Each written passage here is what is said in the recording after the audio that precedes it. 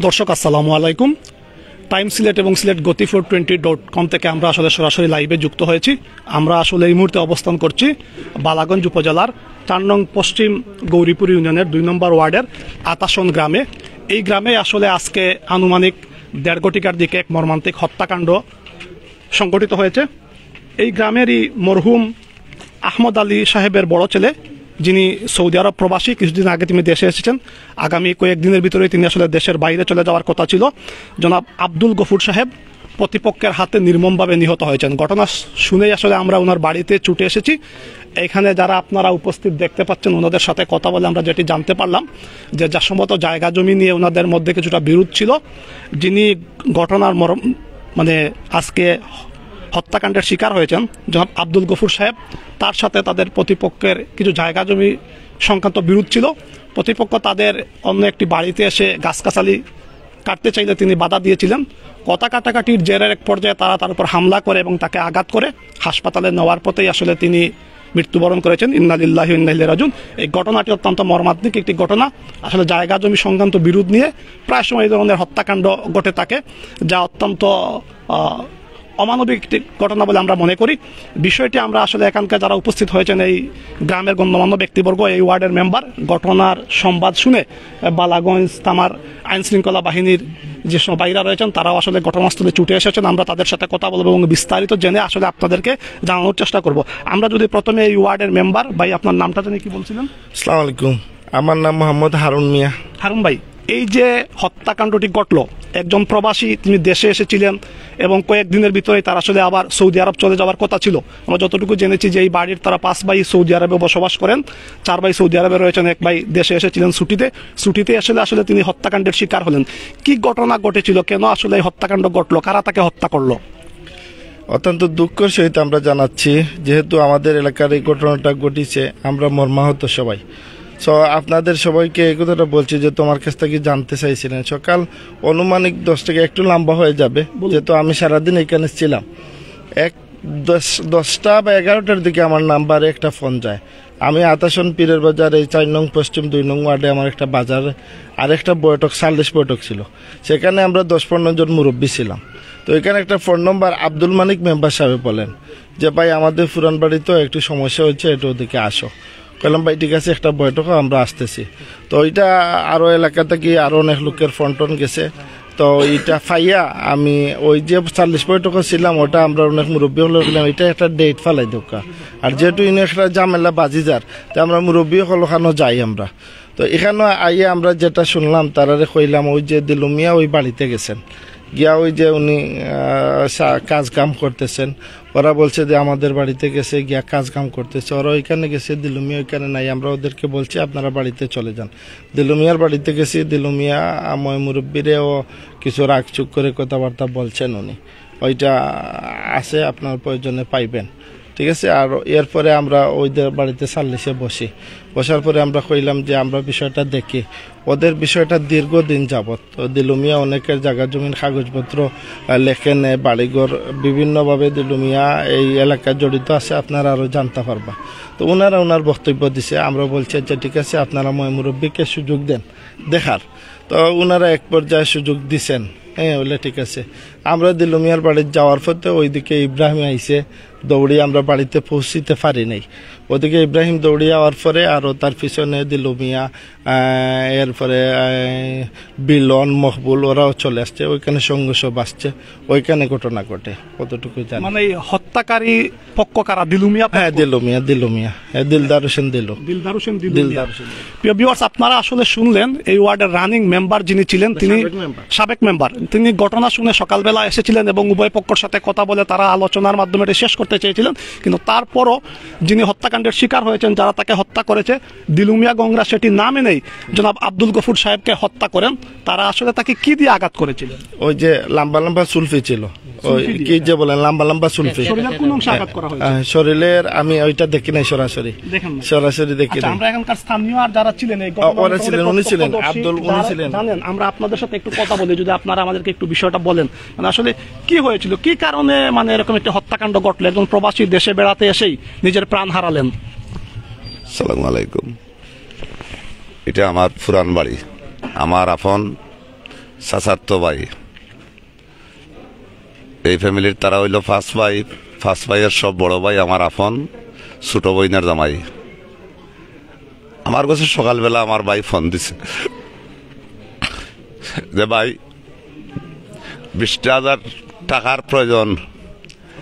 তখন আমি কইছি যে আমার ছেলের কাছে রাখি আইছি ভাই, তুমি ফোন দেও, সে লইয়া যাইব।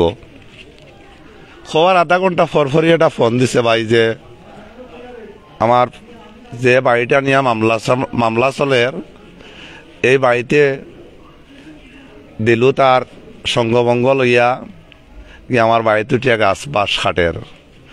বলে তুমি একলা মানুষ, তুমি কেন যাইও না? আমি এলাকার 2-4জন মুরব্বীর আমি ফোন দিয়া খুঁড়াম। তখন আমি হারুন মেম্বার সাহেবরে আমি ফোনটা দিছি যে ভাই যা, আমার পুরান বাড়িতে হয়তো কোনো একটা ঝামেলা বাজে যেতে পারে। সে ওখানে আইছে। আরো এই বিচার 40 যারা আসছিল, ওই যে আতাসন ফিরার বাজারে একজন সাবেক মেম্বারও ছিল মহিষাসীর, উনিও ছিল। সবাই চলে আইছে যে 2জন মানুষের একটা বিবাদ বাজি যার, যেহেতু অন্তত পক্ষ তারা মায়ের থেকে এটা নিবারণ করি। যাক, তারা এখানে বসার পরে অনেক সময় আলাপ আলোচনা হয়েছে। ওদিকে গিয়া ডাকছে, ওদিকে ইয়া ডাকছে। আমারও হয়েছে যে মেম্বার সাহেব আপনি কিছু খোকা, বলে আমি যদি কই তো ওই যে আমার আর সাবেক মেম্বার সাহেব কইছে যে জায়গা সংক্রান্ত। আমি দানা মুরব্বীর কাছে একটা প্রস্তাব আছে যে যার বাড়িঘর বসত বিটা মানুষে অনেক আশা করিয়া বান্ধে, দুনিয়ার সবকিছু লোক চাই দেয়, বসত বিটা খানোর উপরে মানুষ নির্ভরশীল থাকে। যে 100-200 যা আছে দিলুমিয়া ফাওন্দার, এ ওটা সবকিছু এটা আদান প্রদান করিয়া শেষ করলেও আর আমি বিচার মানি যাও। আমার চাচার করো ভাইয়ের পক্ষে, আমি তার বড় ভাই, আমি বর্তমান রানিং মেম্বার, আমি কইছি যে আমি বিচার মানি। দানা মুরব্বীর তাই কিছু কথা আইছে যে বা তাই পক্ষ আর চাচার করো ভাইয়া কইলি রে, বলে আমার ছোট ভাই হে আর আমি তার বড়, হে আমার কথা রাখতো নাই। আমি কইছি দানা মুরব্বী যাওকা, তারা যদি মানে রেওয়া আপনারা থইয়া বারবার ডাকেন, আপনারা দেখুক, আপনারা যাওকা, তারা গিয়া সামাল দেউকা, আমি বিচারে যা করবা আপনারা তা আমরা মানি। তারা কইছেন যদি তোমার তাদের কাছে তারা কোনো ফাওন তোমান হয়, আমি কইছি 100 জায়গা যদি আমরা কাছে পাই, আমরা 100 শতক আমরা দিয়া দিব। আমরা কারো জায়গা রাখতাম না, কারো জায়গার উপরে আমরা কোনো লোভ লালচ নাই। তার সমর্থ আছে, আল্লাহ দিছে, আরো দেও ফরার সম্পত্তির সব লোভ করুক, আমরা চাই না। আমি দানা মুরব্বীর মাধ্যমে যা কইছি, কেন আমার এখানে উপস্থিত হও তরুণ ভাই আছেন, হায়দর আসছিল, সাবেক মেম্বার আসিলা, সাবেক মেম্বার সেরাগালি মেম্বার আসলাম ঐশাসীর, এরপরে রফিক মিয়া ভাই আসিলা, মহদ্দস আসিলা। অনুমান 35 থেকে 40 জন মানুষ আসলে আমার এলাকার আতাসনের। আমি সবার সামনে আমি গ্যারান্টি দিয়ে তারা দিয়ে দিছি যে সে মানত আর না মানত কি আমি কইয়া দিলাম যদি বিচার মানি। সে আমার ছোট ভাই আর তার বড় ভাই, আমি বিচার মানি লিছি আর হে নামান্যা যাইব হই। এখন তার মুরব্বী গেছেন, যাওয়ার পরে তারারে আমার সাবেক মেম্বারে জেলা হয়েছেন, তারারে মারিয়া দরিয়া ফালাইয়া ওদিকে গেছে। আমার আরো চাচার বাড়ি তো বিল্ডিং ভাঙতো, সেখানে হেরা দৌড়িয়া ওবা আইছে, ওদিকে দৌড়াইয়া আইছে। আমি আপনাকে এই জায়গায় একটু থামাই বুঝার জন্য। এখন আপনি মুরব্বীদের পাঠালেন, মুরব্বীরা তাদের বাড়িতে গেলেন, মানে যারা হত্যাকারী সবাই গেছে। যাওয়ার পরে তারা কি করছে? বিচার না মেনে হামলা করে, বিচার না মেনে তারারে ডাংসে ডুংসে ফালাইয়া দৌড়াইয়া তারা ওদিকে গিয়ে আর একটা বিল্ডিং ভাঙতো আছিল, কারণ না ভাঙিয়া দৌড়াইয়া ও গেটের যে সময় ঢুকি সামনে বিচারীরা ওভারটেক করে বিচারীরা খের কথাবার্তা শুনছে না, মানছে না। বিচারী যারা তানা মুরব্বী কেন আসেন সবরে ওভারটেক করছে, মানছে না। তারা পরিকল্পিতভাবে তারা এদিকে চাইছে, রাউন্ড দিয়ে তারা ওই বিল্ডিং এর ঘরে পিছন দিকে ঢুকতো, এই বিল্ডিং এর পিছনে হামলা করতে চাইছে। ওনাকে যখন আঘাত করা হয়, মানে হত্যা করা হয়, ওনার উপর আঘাত কি এই বাড়িতে হয়েছে নাকি পুরান? ওই বাড়িতে যখন আসতে চাইছে, সড়ক হয়ে উঠছে, তখন এরা চাইছে যে ওদিকে তারাও গিয়া নামছে যে তারা বাড়িতে উঠে যাব। যখন তারা আর দানা মুরব্বী তো এখানে নাই, আমি একা তারারে বুঝাইয়া আমি ব্যর্থ। আর সব দানা মুরব্বী চইলা গেছেন, ফক্কর লাগে কিন্তু ফক্করে আটকাইতে পারছেন না। আমার পর সড়কর লামায় উফরে, এরপরে আমার একটা এটাও পড়ছে ওখানো, আমার চাচার সম্পর্কে আমার ফাঁসর বাড়ির খালামিয়া নাম, তানো মাথাতে এটা পড়ছে, আমরা দুইজন দুই এটাতেও আমরা স্ট্যান্ডা যে আমরা যে আর খার ধর্ম। এরপরে আমার বাইয়ে যে ফাড় খাইছে এটাটা পড়ার আগে আমি দিল্লুয়ার দিল্লিয়া ফাড়টা মারছে, আরো জনে বাড়ি মারছিল ফিরাইতে করে কিন্তু ফারছে না। তৎকালীন দেখছে যে লাঠিটা ছাড়িয়া পিছন দিকে আসছে, তখন বুঝছি যে হয়তো সপ্তাহে একটা আঘাত পাইছে। তারপরেও তার একজন লোক আমার পাশে আছিল বা আমি কইছি রেওয়া তারা লইয়া যাও গে রেওয়া, এরারও আমি আটকাইলি আর বারবার হয়ে আরো কিছু আমার ওখানে এলাকার যুব সমাজের মানুষ আছেন তারা সবাই শুনছেন যে এখনো আটকাও রেওয়া তারা লইয়া যাও গি, এরারও আমি আটকাই। আর এরপরে যে সময় দিল্লির ফাটটা মারে বাড়িটা মারিয়া ফালাইছে, কিন্তু জি হয় ইব্রাহিমে বিননে আর একটা ফাড় মারছে কোন জায়গা জানি না, খানো লাগছে। চুরি নাই, এটা লাম্বাট এটা খন্ড হইতে লাঠি, এর আগামুখা 3 ফাওয়াত বা আদা তুইব লাঠিগুলা সব ওদের বাড়িতে আছে, আপনারা এখনো 4 চললে পাইবেন। বা যে চোকা দিয়া মারছে তার ঠিক বুক বরাবরে ফাটটা মারছে। দিলুর সাথে আর কে কে ছিল? দিলুর সাথে তার অনেক লোক ছিল। কয়েকজনের নাম বলেন যদি চিনে থাকেন আপনি। দিলু, ইব্রাহিম, বিনন, এরপরে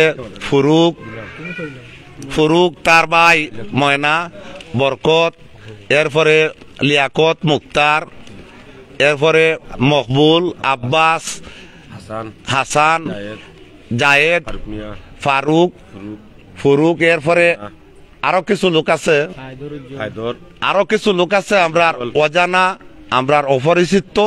যে সময় ওখানে দানা মুরব্বী একবার আমার সাবেক মেম্বার সাহেব হয়েছেন হবার থেকে ঘুরিয়ে আইছিলা, ওর সময় খালামিয়া নামে যে মুরব্বী আসলা তাই হয়েছেন যে ওখানে অপরিচিত কিছু মুখ দেখিয়ে আইছি, এরা হয়ে থাকি আইলো কেন। তার মানে তাদের একটা পরিকল্পনা ছিল যে তারা, আমি এই কথাটা আশা করি আমার সাবেক মেম্বার সাহেব অস্বীকার করতে পারত না, আমার তরুণ ভাই অস্বীকার করতে পারত নাই, আমার খালাচ্চা হয়েছেন 40 মাইরও খাইছেন, 40 সবে কষ্ট করছেন, আমি তার প্রতি কৃতজ্ঞতা, কিন্তু আমার মায়ের পারলাম যাও। কিন্তু যে কথাটা আমার খালাচ্চা ওখানে কইছেন অপরিচিত কিছু মুখ আছে, আপনারা খেয়েও দুনিয়ার তাস্তানা সব আমরা মরণশীল, সব আমরা একদিন মরতে হইব, কিন্তু খেউর হক সাফাইয়া কোনটা কইবা না।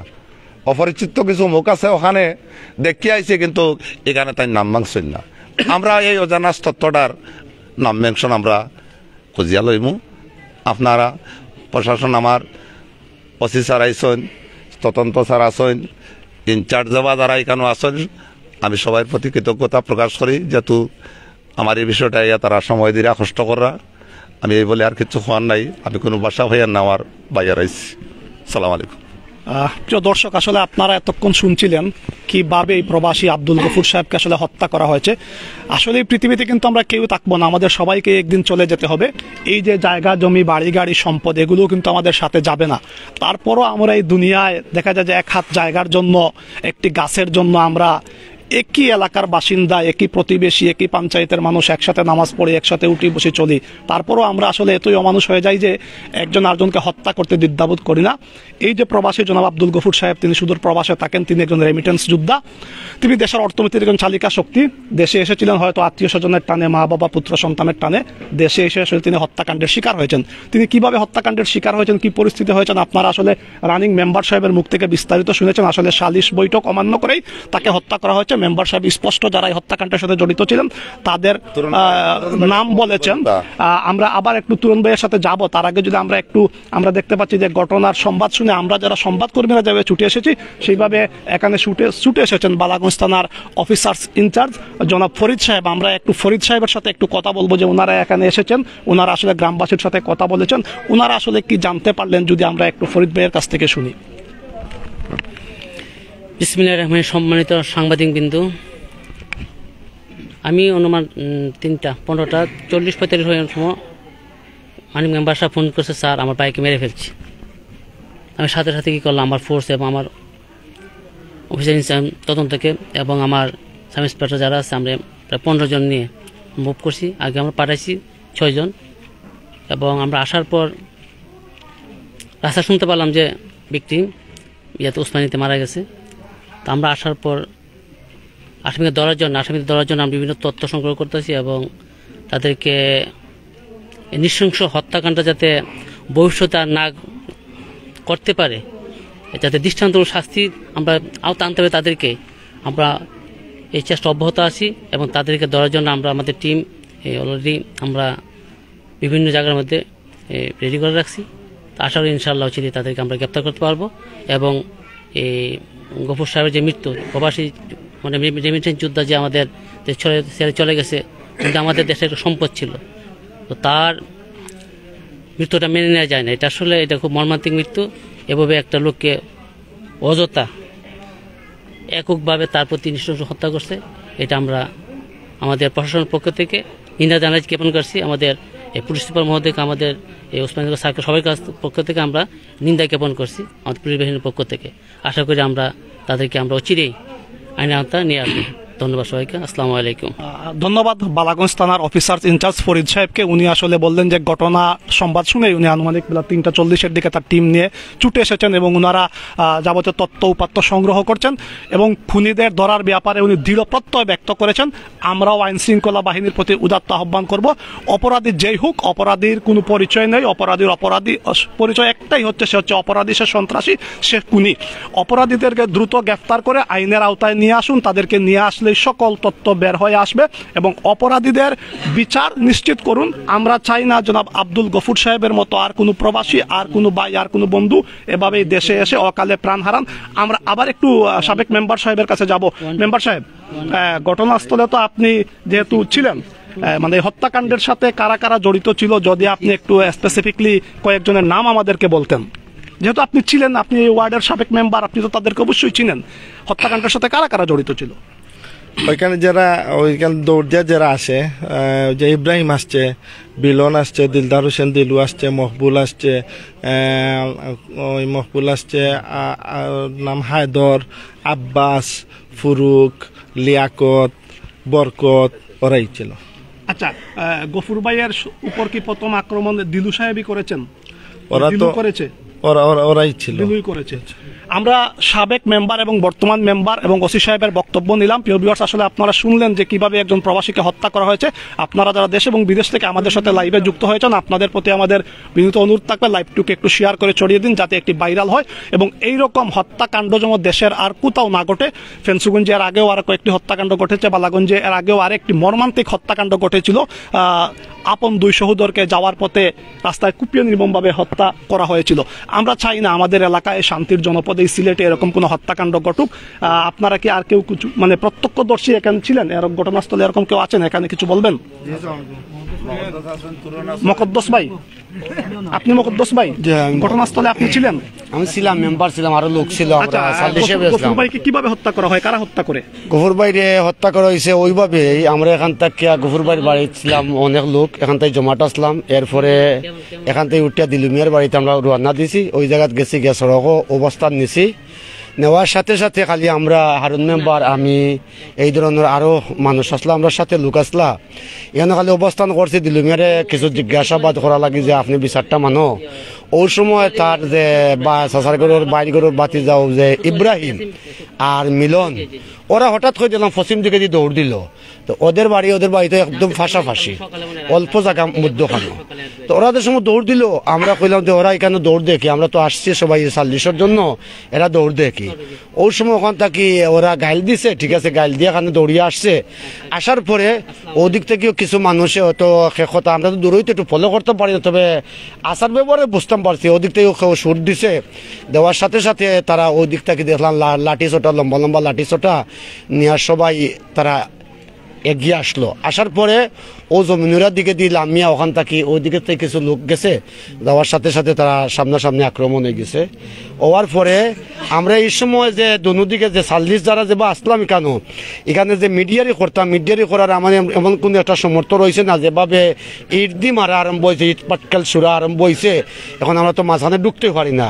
আর তো অস্ত্রর সামন, হয়তো অস্ত্রর সামনে আমরা আসলে হাত পা দিয়ে ধরতাম পারতাম, কিন্তু ইটগুলো যে সুরা হয় এগুলো তো আমরা ধরতে পারি না। এই হিসাবে তো এবাদি মনে হোক এদিক থেকে ওই দিক থেকে বেশিভাবে ইট সুরানি হয়েছে। ওর সাথে সাথে একটা হঠাৎ করে দেখা গেল যে এই আব্দুল গফুর মাটিতে পড়িয়া গেছে। পড়ার সাথে সাথে তাদের ভাই ভাতিজা যারা ওইখানে আসলা, ওদের এখান থেকে উদ্ধার করে নিয়ে বাড়িতে আসছেন। আসার পরে আমরা এরপরেও আমাদের একজন 40 ছিল, এই 40 একটা মারি খাইছে, তার মাথাটা একটু ফাটিয়া গেছে। খালামিয়া তার বাড়ি কলমপুর, তারারও আত্মীয়। এরপরে আমরা তো তার পিছন থেকে সরতাম পারি না। এরপরে যেভাবে হোক আমরা এলাকার মানুষে এই উভয় পক্ষর মাঝখানে ঢুকার পরে আমরা যেভাবে হোক ওরারে এদিকে দিয়ে একটু খড়ে দিয়ে হটাইছি, আর দিলুর পক্ষরে খড়ে দিয়ে হটাইছি। তো তার পক্ষে আরও মহিলাই নাচলা, এরপরে আরও ছোটো ছোটো মানুষও আসছিল। তো এইদিকে দিয়ে আমরা মহিলা দেখে নাই, তো এইদিকে দিয়ে একটু ইটপাটকেল মারা মানুষ কম ছিল, ওদিকে একটু বেশি ছিল। তো এরপরে আমরা আসছি আবার তাদের বাড়িতে। আসার পরে কইছি সাবেক মেম্বার জনাব 2 নম্বর ওয়ার্ডের আব্দুল মালিক সাহেব, আমি ওনাকে বলছি যে ভাই যতটুকু তো হওয়ার হইয়া গেছে, আপনি একটি কাজ করেন, আপনার এখানে যারা লোকজন আছে এরারে আপনি হসপিটাল তাড়াতাড়ি ফাটাওকা, আর পরবর্তী বাইকটা দেখা যাইব না। এর একখানো দেশের মাঠটার সামনাসামনি হয়তো চাইছে। আমি আমাদের বালাগঞ্জের এসআই দারোগা জনাব এই কবির সাহেবরে আমি ফোন দিছি, আমার সাবেক মেম্বার আসলা লগে কবির ভাইরে আমি ফোন দেওয়ার পরে উনি বলছে যে ভাই আমি তো এখন আছি এই জহত আছি, এইখানে কি কয় ইলাস ওদিকে একটা জায়গার টাইম বলছেন আছি আমি। এখন আপনি একটা কাজ করেন, আমাদের ওসি স্যারের একটা কল দেন। আমি বললাম যে আপনি ওসি স্যারের নম্বরটা আমাকে দেন। ওসি স্যারের নম্বরটা আমার দেওয়াত লাগছেন, একটা মোবাইল আমি উঠাইছি। উঠানির সাথে সাথে উনি একটা নম্বর এ সময় কম দিয়েছেন আমারে, যে আমি আমার মনোখান আছে যে আমরা সকাল থেকে যে এলাকার দানা মুরব্বী এখানে যে এসব আমরা সাল্লিশে করতেছি, মিডিয়াতে করতেছি, এরা তো কথাবার্তা একটু কম শুনের। আমরা তো এখন প্রশাসনকে একটু অবগত করার জন্য এখন যে সময় খালি ফোনটা আনছি, আনিয়ে চাইছি ফোনটা উঠাইতাম, ওই সময় একটা নম্বর কম। যাই হোক, আমরা সেই বিষয়ে যাই না। এখন কারা কারা জড়িত ছিল? ওই তো এখানে ছিল মিলন, এরপরে ইব্রাহিম, মকবুল, এরপরে দিলুর বাইয়াটার নাম হলো কি ফুরুক, ময়না ছিল দেখছি না, ফুরুক, এরপরে লিয়াকত, এই ধরুন তার ভাই আরো জন মাধ্যমে এটার নাম কি আছিল বা আরো জন যে দোকানদারি দেখেন লিয়াকত, বরকত এই ধরনের লোক ছিল। তারা কিন্তু আসলে কিন্তু হ্যাঁ আসলে কিন্তু ওরা কিন্তু ডাঙ্গাবাজ লোক, ঠিক আছে। আমাদের এলাকার খুব দুঃখজনক বিষয়টা, গত বছর এইভাবে 2টা মার্ডার হয়ে যায় এই জায়গায়। আজকে ওই যে আতাসন গ্রামে একটা মার্ডার।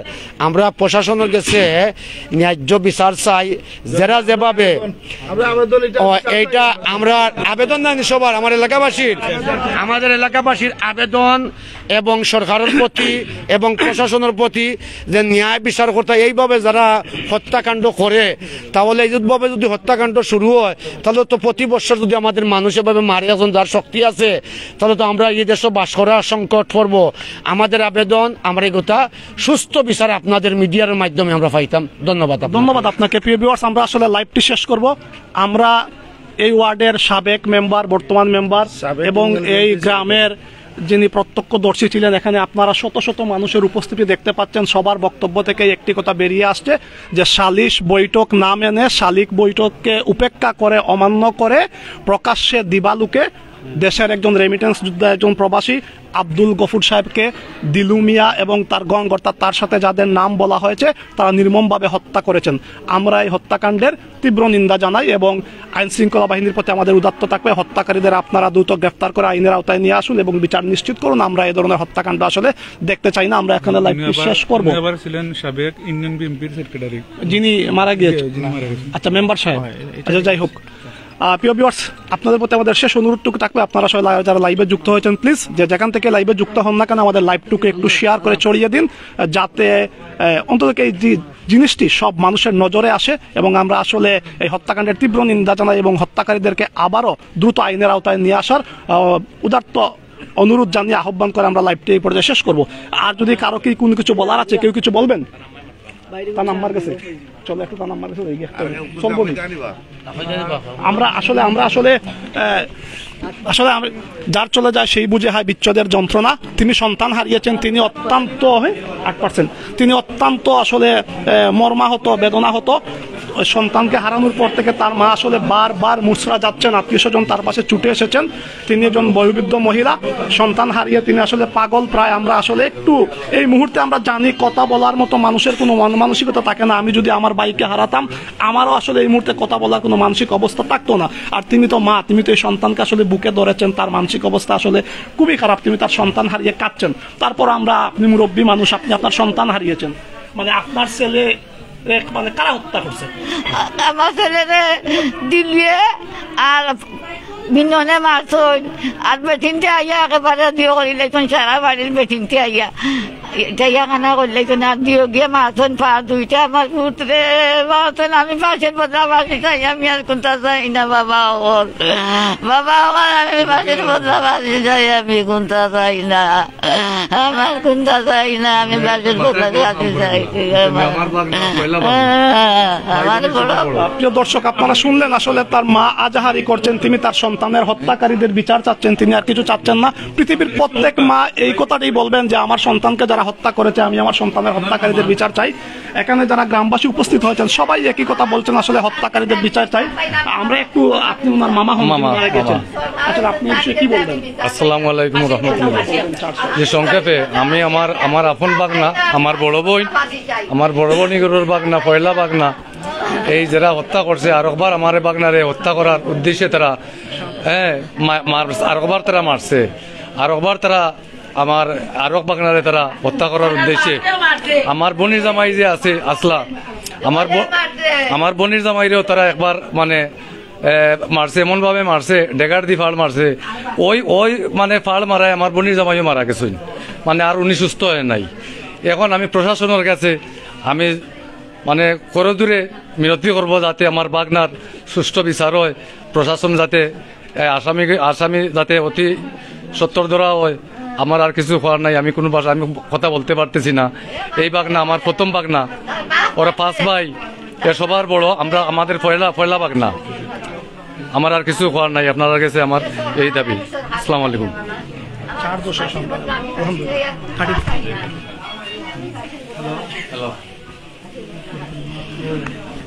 আসলে সুপ্রিয় দর্শক, আপনারা সবাই শুনেছেন একজন প্রবাসী রেমিটেন্স যোদ্ধা, যারা এই বাংলাদেশের রেমিটেন্সের চাকা সবসময় সচল রাখে, সেই একজন রেমিটেন্স যোদ্ধাকে আমরা হারিয়েছি। আপনাদের সবকিছু বলেছেন আমাদের সিনিয়র সাংবাদিক আবুল ফয়েজ খান কামাল ভাই। ওনার 2 বাচ্চা রয়েছে, ফুটফুটে সন্তান, একজন ছেলে আর একজন মেয়ে। আমরা এই মুহূর্তে একজন মায়ের আর্তনাদ দেখতে পাচ্ছি। আসলে আমাদের মায়ের আর্তনাদ আমাদের জন্য কতটুকু কষ্টকর সেটি আমরা অনুধাবন করতে পারি। আমি শাহরিয়ারের পৃথিবীতে মা নেই, কিন্তু আজকে আমরা কত নির্মম একটা দৃশ্য এই মুহূর্তে আপনাদেরকে দেখাচ্ছি। মা রয়েছেন দুনিয়াতে, কিন্তু মায়ের সেই আদরের সন্তান আজকে এই দুনিয়াতে নেই। আল্লাহ তাআলা আমাদের এই ভাইকে মাফ করে দিয়ে জান্নাতের উচ্চ মাকামে অধিষ্ঠিত করুন, আমরা সেই দোয়াটুকু করি। এই মুহূর্তে আসলে আমাদের এক বোন, আসলে যিনি দুই দিন ধরে খালি ধান হইয়া গুড়ার আর 50 করে আমার ঘরে। আর আমি আরেকবার ওয়াত মারছে, আরেকবার মারছে, ওয়াতে দেখা তারাই দেখবাই আর আমি ময়তাত গেছিলাম, মন থাকি আইয়া আমার ভূতরে আমি মাঞ্জা করে দরিয়া উঙ্গা দেবি কইছিল তুমি চাইও না, পারিও না, ওইছে না আমার কুচু নাই কইয়া আর কেমনে দিয়ে আমার ঘুরা গেছে আর মারছে তারা। ঠিক আছে, আমরা এই মুহূর্তে আসলে আজকে যাদের পিতাকে হারিয়েছেন, অর্থাৎ আমরা যাকে ঘিরে আজকের এই বাড়িতে সুখের মাতম এই মুহূর্তে বয়া এসেছে, আমাদের সৌদি আরব প্রবাসী আব্দুল গফুর সাহেবের ছেলে মারজান এবং একজন মেয়ে, কি তার নাম, মাহিয়া। তারা 2 এই মুহূর্তে রয়েছেন আসলে আমাদের ক্যামেরার সামনে। আমরা তাদের সাথে একটু কথা বলবো। তাদের পিতাকে তারা এই অল্প বয়সে হারিয়েছে এবং তাদের বাবা একজন প্রবাসী ছিলেন। তারা এই হত্যার কি চান?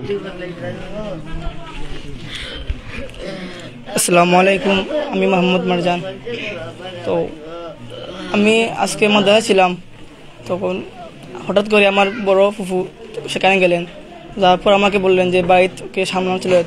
তখন আমি হুজুরকে বলে বাড়িতে চলে আসলাম। তারপর বাড়িতে আসার পরে আমার বাবাদের এদিকে মায়ের থেকে তারা গেছে। যাওয়ার পরে আমি আমার আব্বার লগে আসলাম। লগাওয়ার পরে আব্বার কোন সোজা কি রাস্তা চলছে না টানিয়া, তখন আমার আব্বার, আমি গাদা ছিলাম না, তখন আখে আমার আব্বার মারছে। তুমি কি চাও তোমার আব্বা হত্যাকারীদের কি চাও? আমি বিচার চাই, ফাঁসি চাই, আমি ফাঁসি চাই। আসলে বাচ্চাগুলো আবেগ আপ্লুত, এই বয়সে তারা বাবাকে হারিয়েছে, আসলে কথা বলার মতো মন মানসিকতা নেই। তাছাড়া মিডিয়ার সামনে কথা বলতে গিয়ে আমরা অনেকেই গাবড়াই। আপনারা দেখতে পাচ্ছেন যে স্ক্রিনে মেয়েটি কাঁদছে, ছেলেটি কাঁদছে, সে আসলে কাঁপছিল, কথা বলতে পারছিল না, আমি তার হাত পা কাঁপছিল দেখতে পাচ্ছি। তুমি এই বয়সে তোমার বাবাকে হারিয়েছো, তুমি হত্যাকারীদের কি চাও? ফাঁসি চাই। সবাই আসলে হত্যাকারীদের ফাঁসি চান, হত্যাকারী যেই হোক না কেন আমরা তাদের শাস্তি চাই। এখানে সবাই আজাহারি করছেন, আত্মীয় স্বজন সবাই ছুটে এসেছেন। আমরা আসলে এই ধরনের নির্মম হত্যাকাণ্ড দেখতে চাই না। হত্যাকারী অপরাধী যেই হোক তাকে দ্রুত গ্রেফতার করা হোক এবং আইনের আওতায় নিয়ে আসা হোক এবং এই সমস্ত অপরাধীদের দৃষ্টান্তমূলক শাস্তি হোক, যাতে সমাজ থেকে অপরাধ দূর হয়, এই ধরনের অনাকাঙ্ক্ষিত হত্যাকাণ্ড দুর্ঘটনা যেন আর না ঘটে, সেই প্রত্যাশা ব্যক্ত করে আমরা আসলে লাইভটি শেষ করছি। শাহরিয়ার, আজকের এই মর্মান্তিক দুর্ঘটনা আসলে আমাদের জন্য একটি দুঃখজনক এবং খুবই দুঃখজনক এবং একটা মর্মান্তিক ঘটনা। আজকে আমরা পালাগঞ্জ উপজেলার 6 নং পশ্চিম গৌরীপুর ইউনিয়নের 2 নম্বর ওয়ার্ড আতাসন গ্রামের আমাদের সৌদি আরব প্রবাসী একজন ভাইকে হারিয়েছি। যে যেখান থেকে এতক্ষণ আমাদের সাথে ছিলেন সবার প্রতি আন্তরিক কৃতজ্ঞতা এবং ভালোবাসা জানাচ্ছি। আর সবার কাছে একটা রিকোয়েস্ট করছি, আপনারা আপনাদের জায়গা থেকে সর্বোচ্চ শেয়ার করবেন, যাতে করে এই রকম দুর্ঘটনা আর কখনো আদৌ আমাদের এলাকায় কিংবা বাংলাদেশের কোনো এলাকায় যাতে এরকম ঘটনা আর না হয়। সবাই সুস্থ থাকবেন, ভালো থাকবেন। আসসালামু আলাইকুম, আল্লাহ হাফিজ।